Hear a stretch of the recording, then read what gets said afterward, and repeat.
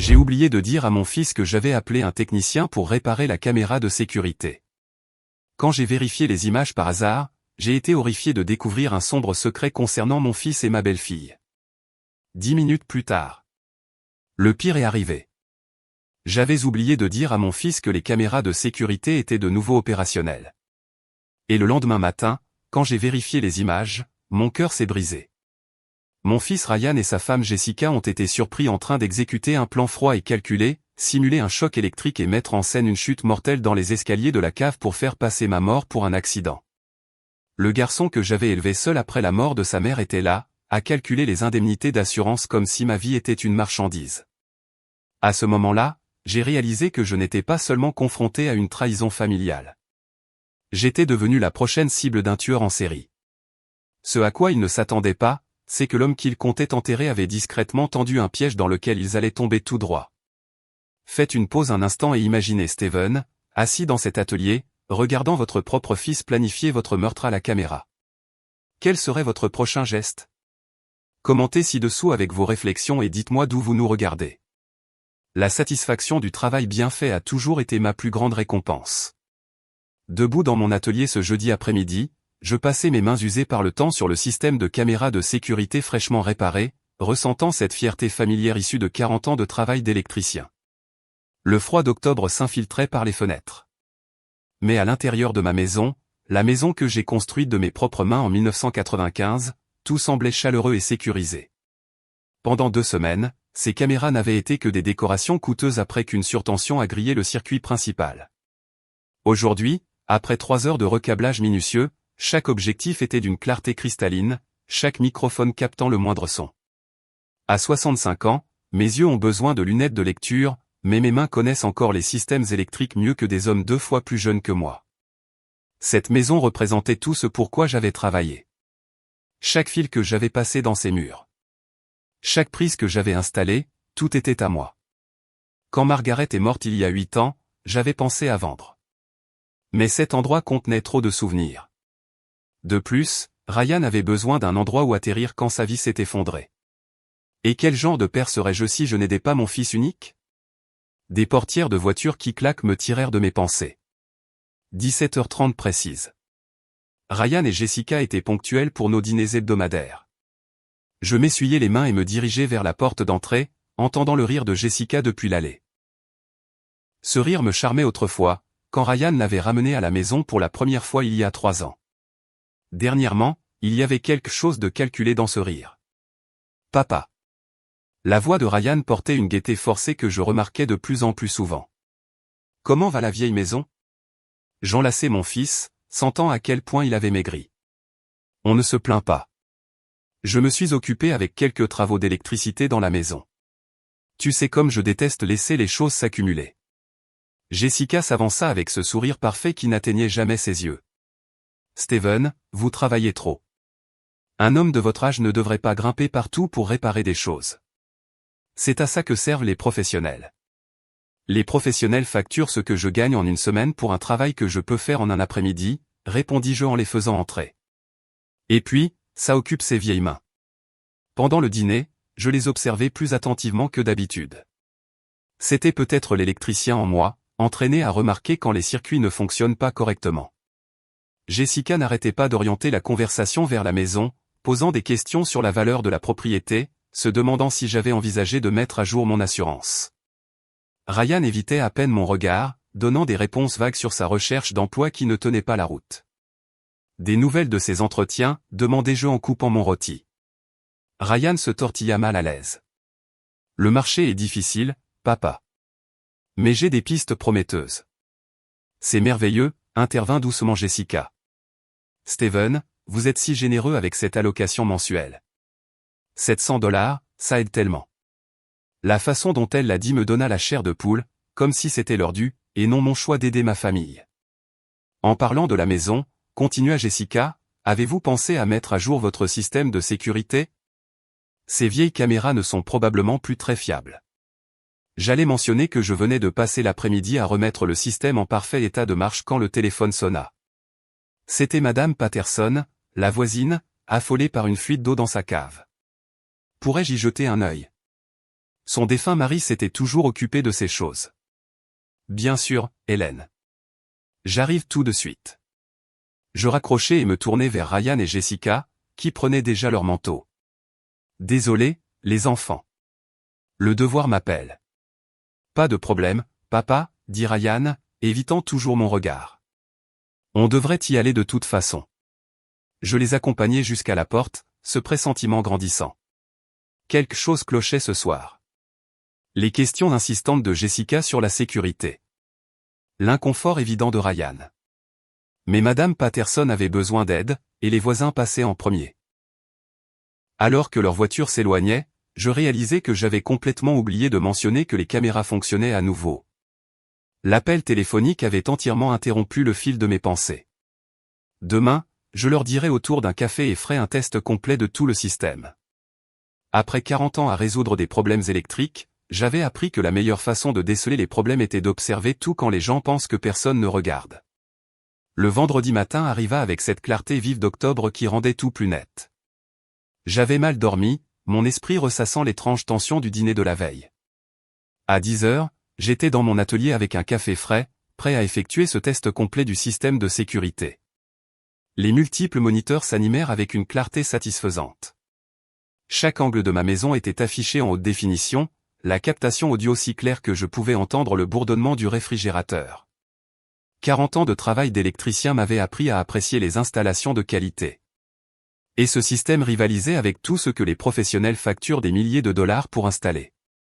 J'étais en train de régler les angles des caméras quand j'entendis une clé dans ma porte d'entrée. L'horodatage indiquait 10h15. À travers la caméra du salon, je vis Ryan et Jessica entrer, se déplaçant avec l'assurance désinvolte de ceux qui sont chez eux. Mais ils n'étaient pas censés être là. Ryan avait parlé d'entretien d'embauche, Jessica de course. Mon doigt plana sur l'interphone quand quelque chose dans leur comportement me glaça sur place. Ils regardaient autour d'eux avec précaution, vérifiant les coins, écoutant pour déceler ma présence. Ce n'était pas une visite familiale amicale. Puis j'ai compris. Ils n'avaient aucune idée que les caméras fonctionnaient. L'appel de la veille m'avait interrompu avant que je ne mentionne la réparation. Ils croyaient toujours que le système était hors service. Ils pensaient être invisibles. Parfait, dit Jessica, sa voix d'une clarté cristalline à travers l'audio. Il n'est pas là, et ses caméras sont toujours en panne depuis la surtension. Ryan semblait mal à l'aise, s'agitant nerveusement. Fouiller dans ses papiers personnels, ça ne se fait pas, Jess. Ça ne se fait pas? Le rire de Jessica n'avait rien du son charmant que j'avais connu. C'était froid, calculateur. Ryan, nous en avons discuté. Dimanche matin. On fait passer ça pour un accident électrique dans la cave. Ton père bricole toujours là en bas. Totalement crédible. Mon sang se glaça. Dimanche matin. Accident électrique. Il ne prévoyait pas de me voler. Il prévoyait de me tuer. L'assurance vie à elle seule s'élève à 200 000 $, continua Jessica en sortant des dossiers de mon bureau dans la chambre. Plus la valeur de la maison, plus de 600 000 $ au total. Assez pour payer tes dettes de jeu et recommencer à zéro. Le visage de Ryan devint blême. Je sais que l'argent résoudrait tout, mais c'est mon père, Jessica. Ton père qui a contrôlé ta vie pendant 32 ans, lança-t-elle sèchement. Harold Peterson a été plus difficile à convaincre que toi, et ça a parfaitement fonctionné. Harold Peterson. Ce nom ne me disait rien, mais son ton désinvolte me fit frissonner. Qui est Harold Peterson? Demanda Ryan. Jessica sourit. Ce sourire parfait que j'avais trouvé charmant autrefois. Un vieil homme à Toledo avec une belle maison et une nature confiante. Le certificat de décès indiquait des causes naturelles. Pas d'enquête nécessaire. Dorothy Mitchell à Akron, c'était encore plus facile. La pauvre est juste tombée dans les escaliers après avoir cédé sa propriété. La pièce se mit à tourner autour de moi. Ce n'était pas du désespoir ou de la cupidité familiale. C'était un mode opératoire. Jessica était une prédatrice et j'étais sa dernière cible. Tu ne m'as jamais dit qu'ils étaient vraiment morts, murmura Ryan. Qu'est-ce que tu croyais qu'il s'était passé? Qu'ils avaient déménagé en Floride? La voix de Jessica suintait le mépris. Ryan, grandis un peu. C'est comme ça que le monde fonctionne. Les faibles sont dévorés par les forts. Je regardais mon fils, le garçon que j'avais élevé seul, hocher lentement la tête en signe d'accord. Tout ce qu'il y avait de bon en lui était systématiquement détruit par le poison de cette femme. Dimanche matin, 8 heures, continua Jessica en étalant des documents sur ma table basse comme un général planifiant une campagne. Choc électrique dans l'atelier de la cave, chute dans les escaliers. Appel au 911 retardé. À midi, nous serons des membres de la famille éplorés avec un avenir rentable. 2 jours. J'avais 2 jours avant qu'il ne prévoie de m'assassiner dans ma propre maison. Assis au milieu des outils et des compétences qui avaient bâti ma vie, je réalisais qu'oublier de mentionner ces caméras avait peut-être été l'erreur la plus chanceuse que j'ai jamais faite. Jessica avait déjà tué 2 fois, mais elle n'avait jamais ciblé quelqu'un qui pouvait la voir venir. Le chasseur venait de devenir la proie, et elle ne le savait même pas encore. L'horloge de mon tableau de bord indiquait 12h45. En me garant sur le parking de Sullivan et Associés, mes mains étaient stables, plus stables qu'elles ne l'avaient été de toute la matinée, car maintenant j'avais un plan. Le choc de la découverte était derrière moi. Ce qui m'attendait, c'était l'action. Le bureau de Catherine Sullivan sentait le cuir et la détermination. Elle était plus jeune que je ne l'avais imaginé, peut-être 50 ans, avec des yeux vifs qui ne manquaient rien. J'avais appelé à l'avance, utilisé le mot « urgence », et elle avait libéré son après-midi. « Monsieur Brox, vous avez mentionné un complot pour meurtre au téléphone. Je dois tout entendre. » Je fis jouer les enregistrements sur mon téléphone. La voix de Jessica emplit la pièce. Dimanche matin, 8 heures. Choc électrique dans l'atelier de la cave. Chute dans les escaliers. Appel au 911 retardé. L'expression de Kate se durcit à chaque mot. Ce n'est pas de la cupidité familiale désespérée, Monsieur Brox. C'est de la maltraitance de personnes âgées avec homicide. Vous avez mentionné qu'elle a fait référence à des victimes précédentes. Harold Peterson à Toledo, Dorothy Mitchell à Akron, tous deux décédés après des transferts de propriété. Elle tapait déjà sur son ordinateur. Je programme une évaluation d'urgence de vos facultés mentales avec le docteur Hamilton. S'il prévoit de prétendre que vous êtes mentalement inapte, nous avons besoin d'une documentation médicale prouvant le contraire. Pouvez-vous y être pour 14h30 ? Absolument. Bien. J'appelle aussi mon détective privé. Si cette femme a déjà fait ça, il y aura des dossiers. La clinique du docteur Hamilton était à 15 minutes en voiture, à travers des quartiers familiers qui me semblaient soudain étrangers. Tout paraissait identique, mais je voyais tout à travers le prisme de quelqu'un marqué pour mourir dans 36 heures. L'évaluation cognitive fut approfondie, test de mémoire, exercice de résolution de problèmes, questions sur l'actualité. Le docteur Hamilton était mon médecin depuis plus de 10 ans, et son inquiétude était sincère.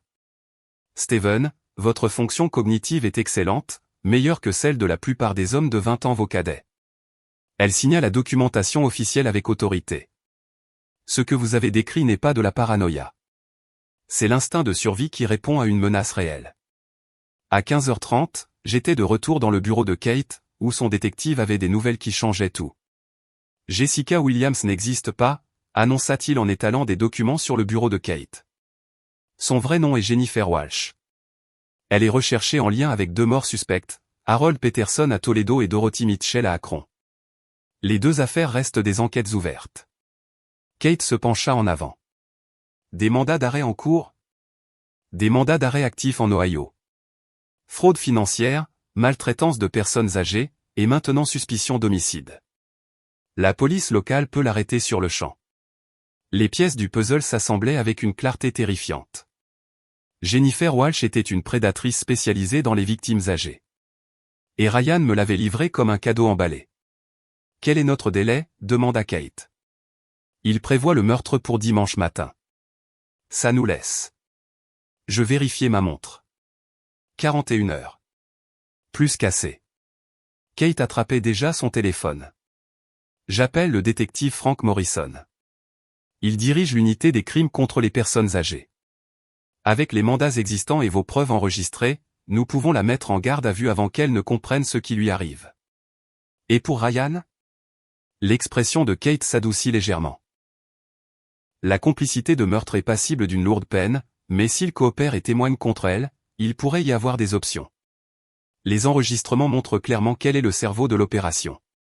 À 16h30, notre stratégie était établie. Le lendemain matin, le détective Morrison examinerait toutes les preuves. L'évaluation médicale me protégeait contre toute contestation de mes facultés. Les mandats d'arrêt en cours donnaient à la police l'autorité pour une arrestation immédiate.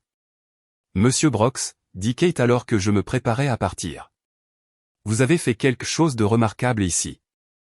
La plupart des victimes de maltraitance ne voient jamais le coup venir. Non seulement vous avez détecté la menace, mais vous êtes en train d'arrêter un tueur en série. En marchant vers ma voiture, je ressentis quelque chose que je n'avais pas éprouvé depuis des années. La satisfaction d'un plan qui se met en place. Jennifer Walsh avait fait une erreur cruciale. Elle avait supposé que j'étais juste un autre vieil homme sans défense, attendant d'être victimisé. Demain, elle apprendrait que certaines proies se défendent. L'air du soir portait l'odeur des feuilles d'automne et des possibilités. Dans 37 heures, soit je serais mort dans ma cave, soit Jennifer Walsh serait menottée. Je savais sur quel résultat je pariais. La maison me parut différente quand je rentrais ce soir-là. Même mur, même meuble, mais maintenant chaque recoin pouvait contenir une preuve. J'exécutais ma routine d'avant-dîner avec une normalité étudiée, tandis que mon système de surveillance amélioré capturait tout avec une clarté cristalline. Ryan et Jessica arrivèrent à 6 heures précises, leur sourire du vendredi soir aussi prévisible qu'une horloge. Mais ce soir, j'écoutais plus que la conversation du dîner.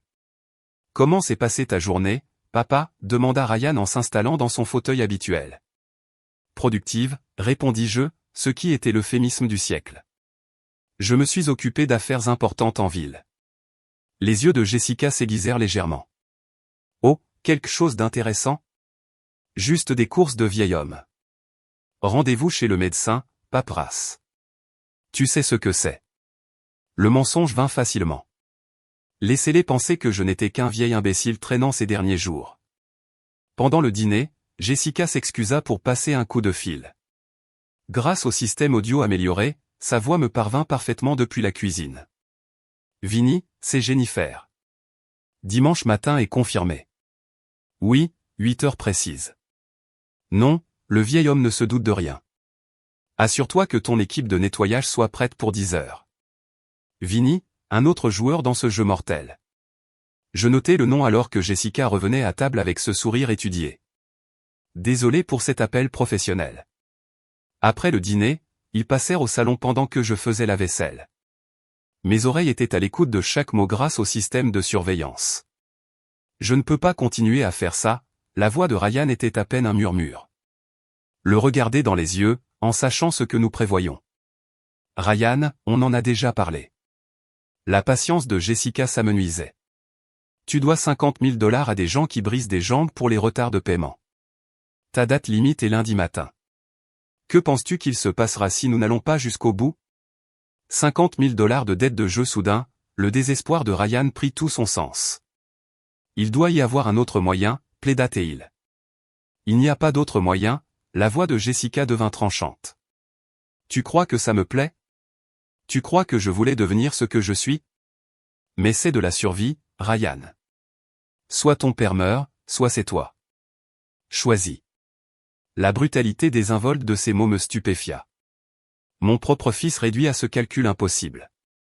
Parle-moi de Vinny, dit Ryan après un long silence. Vincent Castellano. Il s'occupe de la partie technique. Faux documents, opération de nettoyage, gestion des témoins. Il fait ça depuis 20 ans dans cet état. Jamais été pris. Gestion des témoins.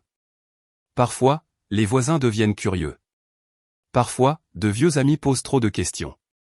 Vinny gère ces situations. L'ampleur de cette opération devenait claire. Ce n'était pas seulement un meurtre. C'était du crime organisé avec un nombre de victimes s'étendant sur plusieurs États. Dimanche matin, 8 heures, continua Jessica, sa voix maintenant professionnelle. Tu seras là tôt, soi-disant pour prendre des nouvelles de ton père. Je serai dans la cuisine à faire du café. Il descendra à l'atelier de la cave comme il le fait toujours.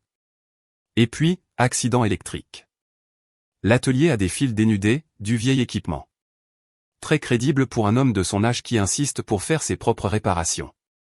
On le trouvera en bas des escaliers de la cave. Et si quelqu'un enquête? Ils ne le feront pas. Vinny sera là à 10 heures pour s'assurer que la scène a l'air parfaite. À midi, nous serons des membres de la famille éplorés en train d'organiser des funérailles. Je me tenais à l'évier de la cuisine, lavant machinalement la même assiette encore et encore, pendant qu'il planifiait ma mort avec l'efficacité d'une réunion d'affaires.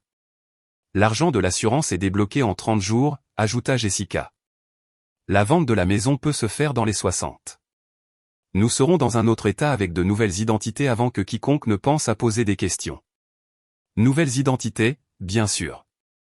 Jennifer Walsh n'était probablement qu'un nom parmi une longue liste de pseudonymes.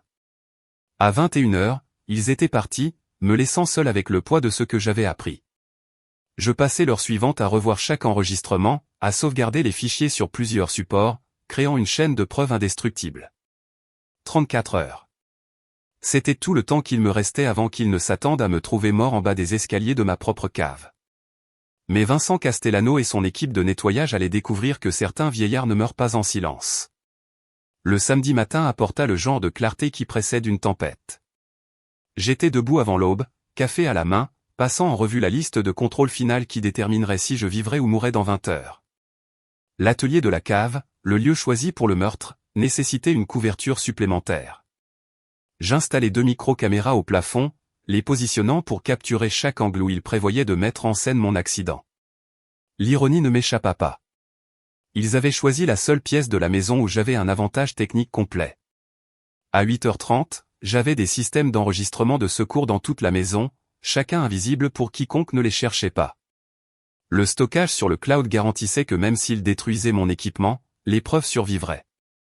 Le bureau du détective Morrison sentait le vieux café et la détermination. Il était exactement ce que j'avais espéré, un professionnel aguerri qui avait vu assez de cas de maltraitance de personnes âgées pour reconnaître le vrai du faux. Monsieur Brox, j'enquête sur les crimes contre les seniors depuis 15 ans. Ce que vous avez découvert ici est l'opération la plus sophistiquée que j'ai jamais vue. Je lui fis écouter les enregistrements. Son expression s'assombrit à chaque révélation. Jennifer Walsh, dit-il en affichant des dossiers sur son ordinateur. Nous la suivons à travers 3 États. Des mandats d'arrêt en cours pour fraude et suspicion d'homicide à Toledo et Akron. Vos preuves nous donnent tout ce dont nous avons besoin. Quel est le plan? Demain, 7 heures. Nous positionnons des équipes tactiques autour de votre propriété. Au moment où elle et votre fils arriveront, nous interviendrons. Avec les mandats et vos preuves de complot enregistrées, l'affaire est solide. Et Vinny Castellano? Morrison sourit sombrement. Vincent Castellano est sur notre radar depuis 2 décennies. S'il se présente pour le nettoyage, nous l'attendrons. Cela pourrait démanteler tout un réseau criminel. La protection juridique prit 1 heure de plus. Kate avait préparé des documents qui verrouillaient chaque aspect de ma vie financière. Compte gelé contre tout accès non autorisé. Transfert de propriété bloqué, directive médicale en béton. Ils ne peuvent plus rien toucher maintenant, m'assura-t-elle. Même si quelque chose tourne mal demain, vos biens sont complètement protégés.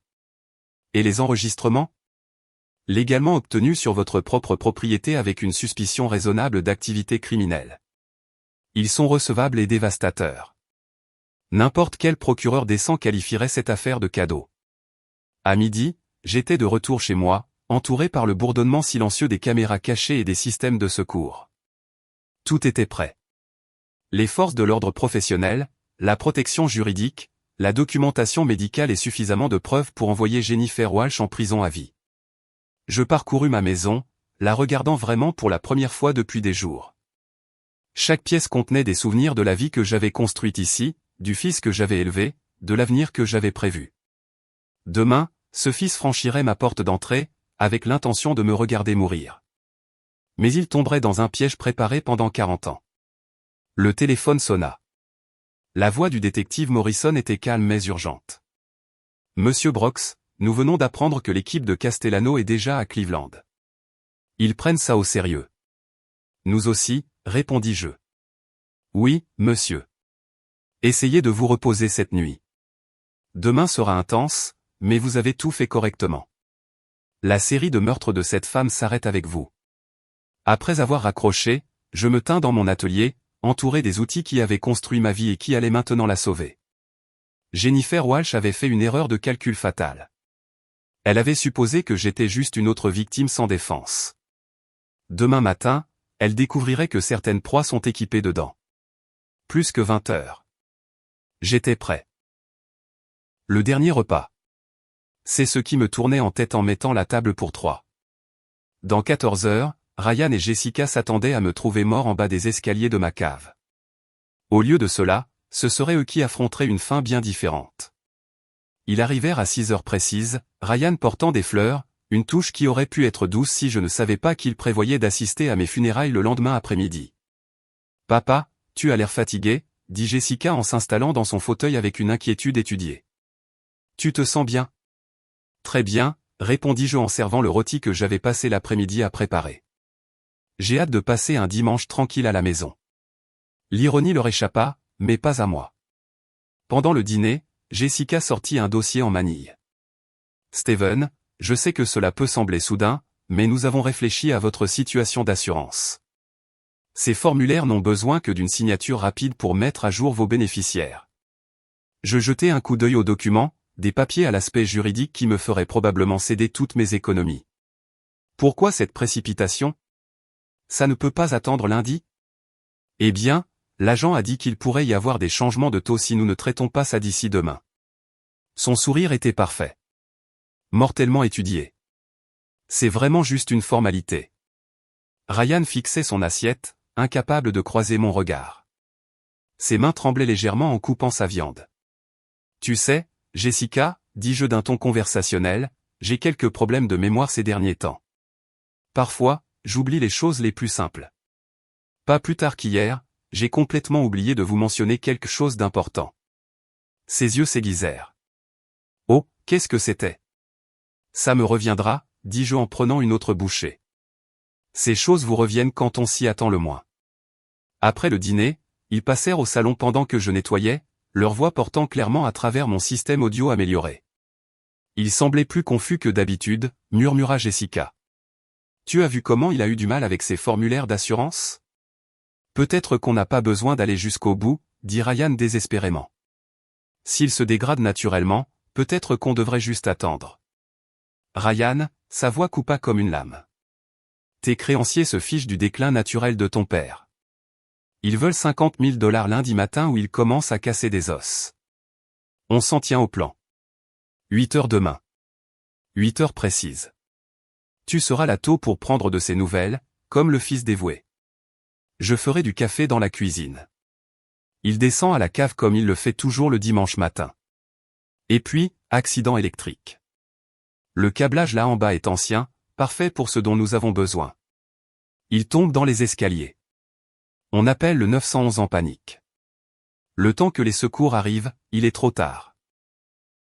Je me tenais à l'évier, lavant la vaisselle machinalement, pendant qu'il chorégraphiait ma mort. Et après, demanda Ryan. Vinny arrive à 10 heures pour le nettoyage. S'assurer que tout a l'air parfait. On joue la famille éplorée, on touche l'argent de l'assurance, on vend la maison. D'ici Noël, on est en Floride avec de nouvelles identités. À 20h45, Jessica sortit pour passer un dernier appel. Par la fenêtre, je la regardais faire les 100 pas dans l'allée. Vinny, c'est Jennifer. Demain, 8 heures. Oui, tout est prêt. L'atelier de la cave, comme on en a discuté. 10 heures pour le nettoyage.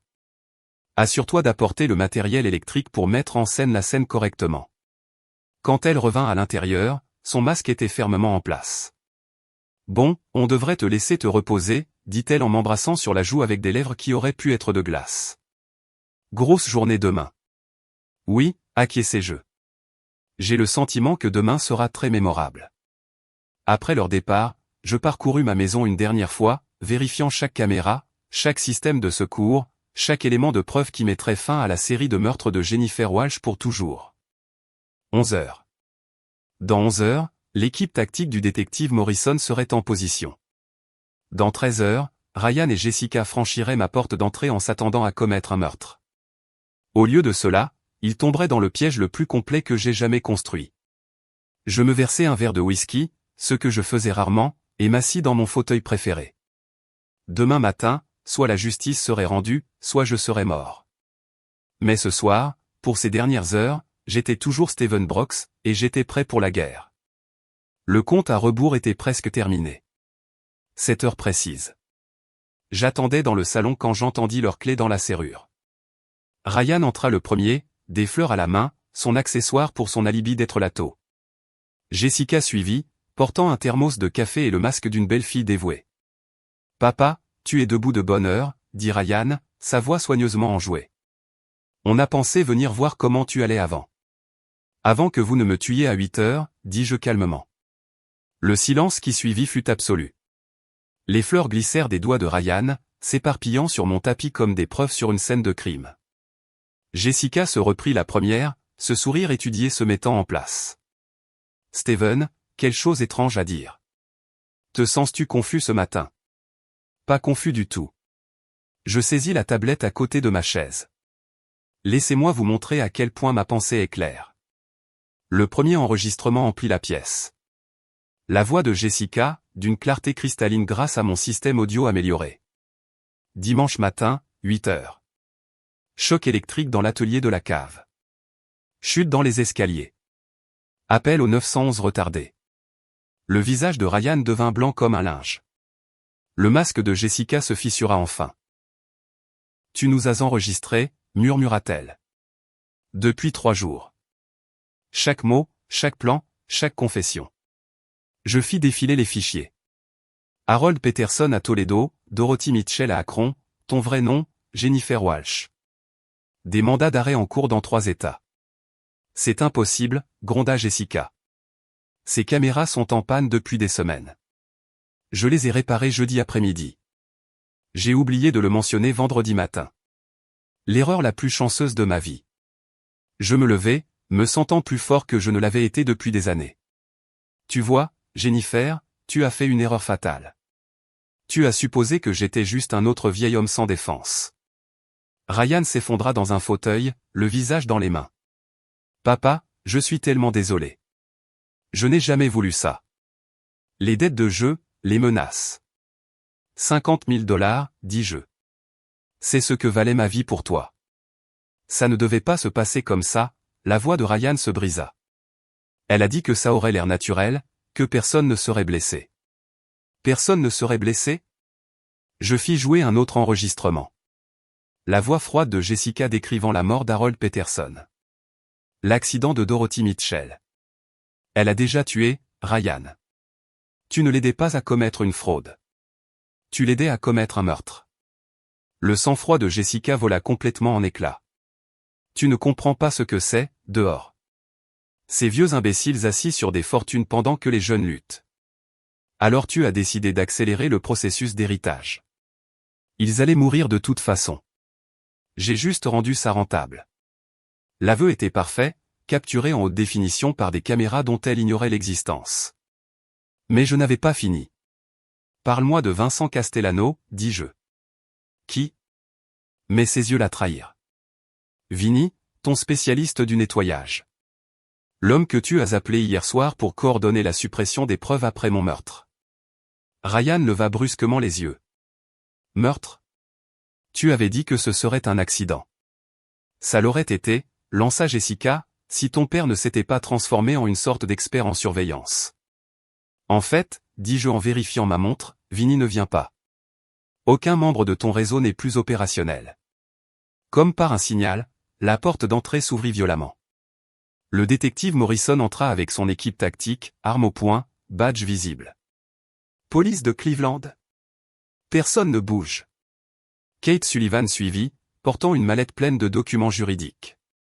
Jennifer Walsh, vous êtes en état d'arrestation pour complot en vue de commettre un meurtre, fraude envers une personne âgée et pour des mandats d'arrêt en cours concernant les décès de Harold Peterson et Dorothy Mitchell. Les minutes qui suivirent furent un tourbillon. La lecture des droits Miranda, les menottes et le démantèlement systématique d'une entreprise criminelle qui avait opéré dans plusieurs États pendant des années. Depuis quand savais-tu? Demanda Ryan alors qu'on le menottait. Depuis vendredi matin, répondis-je. Quand je vous ai entendu planifier ma mort. Tu as fait ce choix, Ryan. Quand elle t'a donné le choix entre ma vie et tes dettes, tu as choisi l'argent. Alors qu'on l'emmenait, je ressentis quelque chose d'inattendu. Pas de la satisfaction, mais de la tristesse. J'avais élevé ce garçon, je l'avais aimé, je m'étais sacrifié pour lui. Mais l'homme qu'on arrêtait n'était plus mon fils. C'était un étranger qui avait été prêt à me regarder mourir. Le détective Morrison s'approcha alors que la dernière partie de l'équipe tactique quittait les lieux. Monsieur Brox, c'est terminé. Nous avons arrêté 6 membres du réseau Castellano à travers l'Ohio. Cette opération est finie. Je regardais autour de moi dans mon salon, la même pièce où ils avaient planifié mon meurtre, où j'avais rassemblé les preuves qui m'avaient sauvé la vie. Que se passe-t-il maintenant? Maintenant, vous vivez, dit simplement Morrison. Et Jennifer Walsh ne tuera plus jamais. Dehors, je pouvais entendre les voisins se rassembler, attirés par la présence policière. Bientôt, il y aurait des questions, des journalistes, un procès. Mais pour l'instant, à ce moment précis, j'étais simplement un homme qui avait refusé de devenir une victime. L'horloge sur ma cheminée indiquait 7h45. Il y a 15 minutes, j'étais censé être mort. Au lieu de cela, j'étais enfin, complètement, en vie. 6 mois après l'arrestation, j'étais assis dans la tribune du public au tribunal alors que Jennifer Walsh était condamnée à une peine de 25 ans à la perpétuité pour meurtre multiple, maltraitance de personnes âgées et complot. Les mots du juge, votre prédation calculée sur des personnes âgées vulnérables représente le pire de la nature humaine, résonnaient dans l'air. Quand elle me regarda une dernière fois, je ne vis aucun remords, seulement un calcul froid. J'avais appris que certaines personnes ne peuvent pas être rachetées. La condamnation de Ryan fut plus difficile. Il reçut 12 ans pour complot et maltraitance de personnes âgées. Depuis le banc des accusés, ses yeux contenaient encore le garçon que j'avais élevé, pas l'homme qui avait aidé à planifier ma mort. Le juge rappela à tous que la trahison au sein des familles, là où la confiance est présumée, mérite la plus grande sévérité. Les procès du réseau Castellano se déroulèrent dans 3 États. Vincent Castellano lui-même écopa de plusieurs peines à perpétuité. Le FBI estima que leur opération avait ciblé plus de 30 victimes âgées sur 2 décennies. Mes enregistrements secrets fournirent les preuves cruciales qui démantelèrent l'ensemble du réseau. Cependant, les victoires au tribunal n'étaient que le début de quelque chose de plus grand. Le changement commença dans mon propre quartier avec Madame Patterson, la veuve dont l'appel téléphonique affolé avait déclenché le sauvetage. J'installai un système de sécurité complet chez elle et lui appris à repérer les signes avant-coureurs de la fraude et de la manipulation envers les personnes âgées. Vous m'avez redonné quelque chose que j'avais perdu à la mort de Harold, me dit-elle, tenant la liste de contrôles de sécurité que nous avions créée. Le sentiment que je peux me protéger et faire mes propres choix. La nouvelle se répandit rapidement dans la communauté des seniors de Cleveland. En quelques mois, je conseillais des familles à travers la ville, sécurisant des maisons, auditant des finances et informant les proches sur les tactiques prédatrices. La police locale m'invita à parler lors de réunions communautaires. Le détective Morrison me présenta en disant que j'avais non seulement sauvé ma propre vie, mais que j'avais aussi montré comment les seniors pouvaient se défendre contre les prédateurs qui les supposent sans défense. Le bureau du procureur général de l'Ohio me demanda d'aider à rédiger des protocoles de protection des personnes âgées, et mon histoire devint centrale dans une campagne de sensibilisation à l'échelle de l'État. Le message était simple et puissant, l'âge apporte l'expérience et les compétences pratiques pour reconnaître et résister aux dangers. Le docteur Hamilton resta mon médecin et devint une amie proche et une alliée. Vous avez transformé un traumatisme personnel en une mission pour la communauté, me dit-elle. Ce n'est pas simplement survivre. C'est triompher. Kate Sullivan, mon avocate, et moi-même avons animé des ateliers juridiques pour enseigner aux seniors comment protéger leurs biens et repérer les combines illicites. Ma maison se transforma de cible en forteresse. L'atelier de la cave, qui devait être une scène de meurtre, devint un centre de formation où j'enseignais la sécurité de base et l'autodéfense pratique. Les voisins commencèrent à veiller les uns sur les autres. Nous avons formé un réseau indestructible de soutien mutuel. Madame Patterson organisa des cafés hebdomadaires où nous échangions des rapports d'activités suspectes et célébrions de petites victoires. La douleur de la trahison de Ryan ne s'est jamais complètement estompée, mais elle est devenue utile. Elle a affûté ma compréhension de la manière dont les prédateurs exploitent les liens affectifs et la dynamique familiale. Dans chaque présentation que je faisais, je soulignais une dure vérité, parfois, les plus grandes menaces viennent de ceux en qui nous avons le plus confiance. Des lettres arrivèrent de tout le pays. Des centaines de notes de famille qui avaient entendu l'histoire. Un homme âgé de Floride écrivit que mon exemple lui avait donné le pouvoir de remettre en question le comportement financier suspect de sa famille et d'affronter un petit-fils qui le volait. Ces lettres étaient des rappels quotidiens de l'importance de ce travail. Jennifer Walsh avait vu les personnes âgées comme des obstacles jetables sur le chemin de la richesse. Chaque senior qui apprenait à se défendre réfutait cette terrible hypothèse. 6 mois plus tôt, j'avais été marqué pour mourir par ma propre famille. Maintenant, je me réveillais dans une maison hérissée de sécurité, entouré de gens qui respectaient plutôt qu'ils n'exploitaient mes décennies d'expérience. Mon calendrier était rempli. Conférences, consultations, café avec des amis qui appréciaient ma présence. La plus grande victoire n'était pas simplement d'avoir survécu à un complot meurtrier. C'était de découvrir que la vraie famille m'attendait depuis toujours dans ma communauté, prête à apprécier ce que j'avais à offrir. Parfois, Dieu nous place dans des situations qui testent non seulement notre survie, mais aussi notre foi en l'humanité elle-même. L'histoire de Stephen nous rappelle que des histoires de trahison comme celle-ci ne concernent pas seulement le crime. Elle parle de la force que nous découvrons lorsque tout ce qui est familier devient dangereux. Lorsque la famille se retourne contre nous, Dieu offre d'autres chemins vers la sécurité et un but. La leçon la plus puissante des histoires de grands-pères comme celle de Stephen est que l'âge n'est pas une vulnérabilité. C'est une sagesse accumulée qui attend le bon moment pour briller. Ces histoires de trahison nous enseignent que les prédateurs se cachent souvent derrière l'amour, mais que l'affection véritable n'exige jamais que nous renoncions à notre sécurité ou à notre dignité. Les compétences techniques de Stephen, acquises au fil des décennies, sont devenues son salut lorsque sa famille l'a abandonné. Dieu agit à travers notre préparation et nos liens communautaires. L'oubli d'annoncer la réparation des caméras, l'appel d'urgence de la voisine, les relations professionnelles que Stephen avait cultivées ce n'étaient pas des coïncidences. C'étaient des rendez-vous divins qui lui ont sauvé la vie et ont exposé un réseau criminel. La maltraitance des personnes âgées existe parce que nous supposons que l'âge est synonyme d'impuissance. Mais les histoires de grands-pères prouvent que l'expérience, la préparation et la foi créent une combinaison imbattable. Lorsque nous honorons la sagesse de nos aînés au lieu d'exploiter leur confiance, nous construisons des communautés où les prédateurs ne peuvent pas prospérer. La transformation de Stephen de victime à défenseur nous montre que Dieu peut utiliser nos moments les plus sombres pour éclairer des chemins de service et de protection pour les autres. À vous de partager votre sagesse. Quelles histoires de trahison ou de grand-père ont façonné votre compréhension de la confiance familiale et de la résilience? Laissez un commentaire ci-dessous pour partager vos réflexions et n'oubliez pas de vous abonner pour plus d'histoires de vie inspirantes qui nous rappellent comment la force peut émerger de nos plus grands défis. De quelle ville nous écoutez-vous?